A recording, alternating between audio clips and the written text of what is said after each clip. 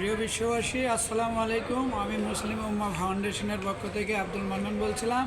তো মুসলিম জাহানের এখন বর্তমান আমাদের মুরব্বী খামেনি সাহেব ছিলেন, তাহার মৃত্যুতে আমরা সত্যি দুঃখিত। এমন মৃত্যু আমাদের কাম্য ছিল না। তথাপিও যুদ্ধের পরিস্থিতি, যে মার্কিন ঘাঁটিগুলো যে আসলেও আমাদের মধ্যপ্রাচ্যে বিপর্যয় ছাড়া কিছু ডেকে আনে না। তো জাতিসংঘ এ বিষয়ে এখনও কোনো কথা বার্তা দেয়নি। আমাদের মুসলিম সংঘ যে কায়রো এখনও আমাদের কোনো বার্তা দেয় নাই।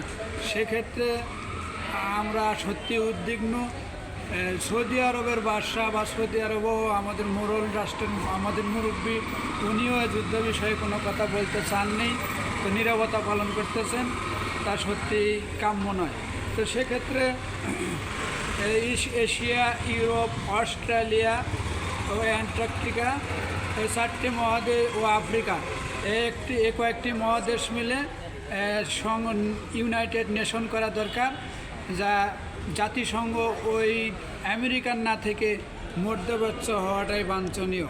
সেক্ষেত্রে আরও একটি বিশ্বব্যাংক, যেটা ওই আমেরিকা নীতি অবস্থিত, সে বিশ্বব্যাংকটাও এই মধ্যপ্রাচ্যে যদি হয় তাহলে আর পশ্চিমাদের আমাদের আর কোনো প্রয়োজন পড়ে না। তখন একা হয়ে যাও আমেরিকা, তুমি একা থাকো, তোমারে ভালোবাসি না, তুমি দুঃখ ছাড়া বা ধ্বংস ছাড়া কিছুই চাও না, অতএব তোমাদের আমরা সঙ্গ ত্যাগ করতেছি। আসসালামু আলাইকুম রহমতুল্লাহ।